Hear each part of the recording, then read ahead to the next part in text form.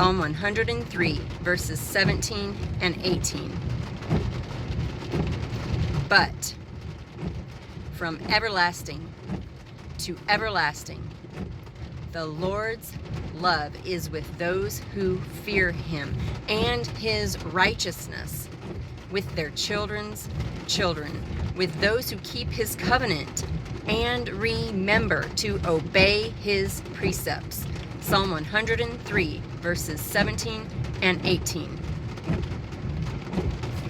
But from everlasting to everlasting, the Lord's love is with those who fear him, and his righteousness with their children's children, with those who keep his covenant and remember to obey his precepts.